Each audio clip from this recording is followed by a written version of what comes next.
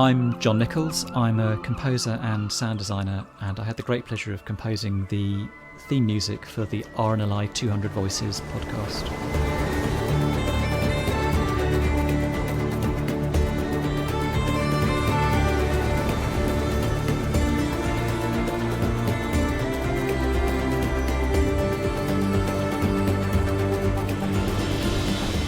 The sea's always, provided a very powerful impetus to composers' imaginations, or certain composers' imaginations.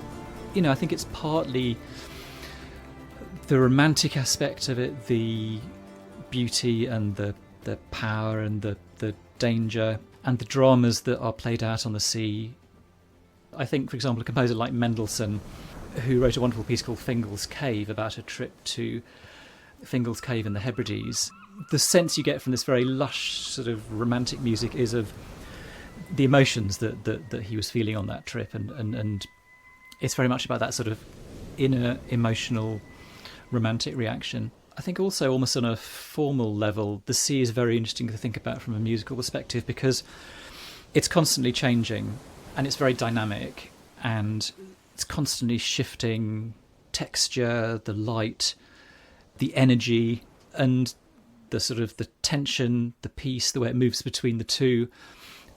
And these are all things that obviously we think about as composers when you're putting pieces of music together. It's dynamics, tension and release, crescendos, an idea of landscape. That's another interesting thing. I think the sense that at sea you have this horizon and then you have things moving at different speeds, at different perspectives from you.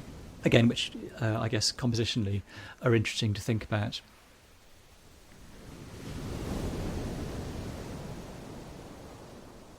In my mind, it's structured around my idea of the various stages of a lifeboat rescue mission, starting with the idea of the crew rushing from their places of work or wherever they happen to be to the lifeboat station, building up to the launch, then a sense of sort of powering out to sea. Then, there's a sort of more reflective moment where a sense of sort of scanning the horizon and perhaps a sense of the sort of the vastness and danger of the sea. And then the sort of the theme returns towards the end as on a sort of positive note, and basically the return to shore and safety. Although, this is an incredible tradition going back 200 years, but it's an active modern organisation that's very much of the here and now. And so musically, it didn't want to feel like a museum piece or something particularly historical. And so I think what I was really focusing in on was the overall drama, and then a sort of narrative arc. I'll refer as I go along to this kind of movie I've got in my mind. So it begins with this sort of held, unresolved chord, which has a sort of sense of not exactly tension, but sort of expectancy. That sense when you're a lifeboat volunteer that you can be called on at any moment. And then in the movie version in my mind, there's a sort of overhead tracking drone shot of people running from all parts of this seaside town to the lifeboat station, and this melodic sort of riff starts on the Northumbrian pipes, which has got quite a modal sort of folky sort of feel to it. Again, in my mind, that's sort of being intercut with shots of the boat being got ready, and everyone's sort of converging on the lifeboat station. It builds up and up and up to a great sort of climax and a big sort of whoosh, which in my mind is sort of the launch.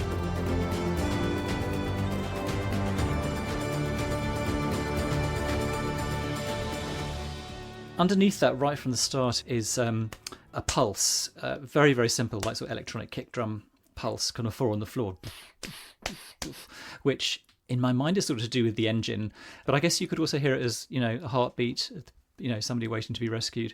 And over the top of that pulse, I've overlaid this drum called a baran, big round drum, and you play it with this little wooden hammer, and you get these very elaborate sort of dung, dung, dung, dung, dung, dung, dung, dung, dung, dung. And if you overlay that on a fairly steady pulse, you get a very propulsive sort of feeling. And it's that sense of like constant energy and the boat powering along, and also the underlying impetus to sort of rescue someone.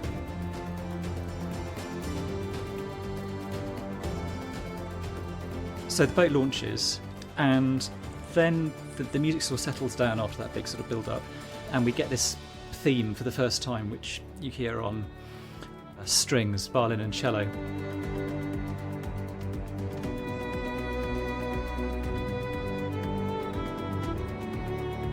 And again, that's very much to do with sort of that first sort of push out to sea from the lifeboat station.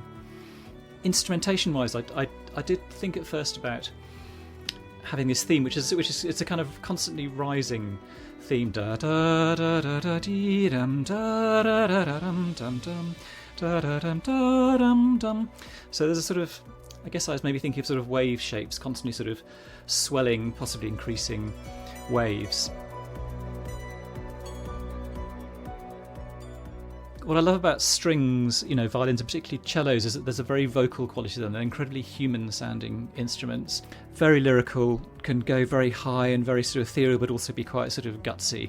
And I think, again, going to that sort of folk sort of influence, bows on guts and strumming strings. And then we sort of build back up again, the theme comes back on the strings again, and then it sort of gathers itself and then builds back to a big climax, which in my mind is the rescue, and then we sort of end with a reprise of the riff from the beginning,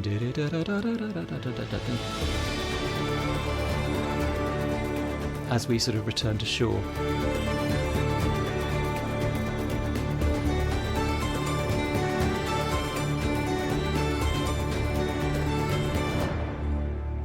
And one other final element that is mixed in with that is the sounds of waves and gulls, because I very often incorporate natural sounds into music that I'm producing.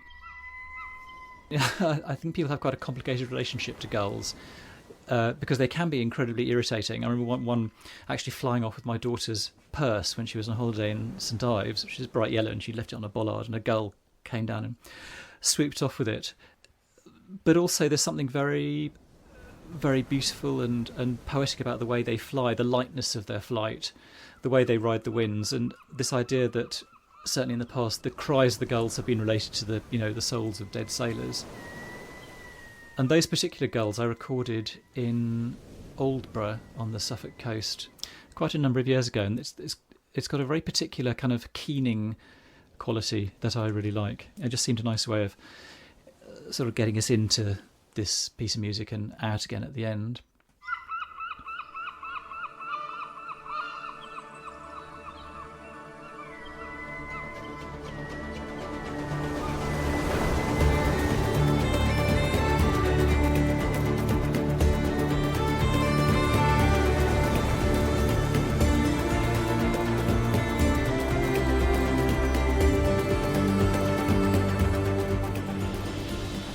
For a long time it was just called RNLI version 4.1.6, absolutely the final version, revision 2.0, that we're all, anyone who works with digital files is familiar with.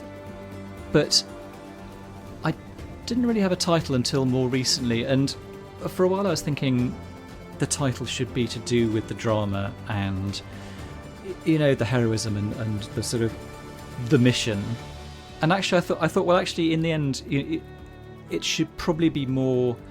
It'd be interesting to have a title that connected to the people being rescued, and so I think I'd probably like to call it Home and Dry, which is where we all want to be ultimately. And whatever the circumstances that have led you to that particular predicament that you've been rescued from, that's the gift that the RNLI gives us, bringing us home and dry.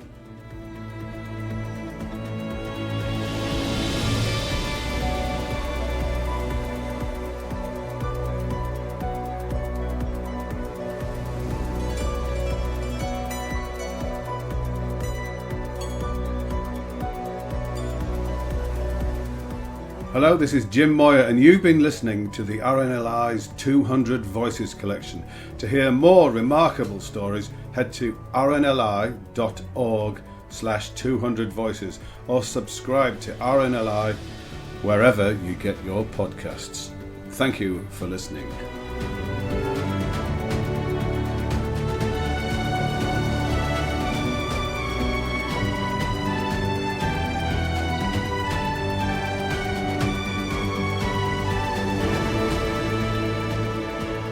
200 Voices is produced for the RNLI by Adventurous Audio Limited.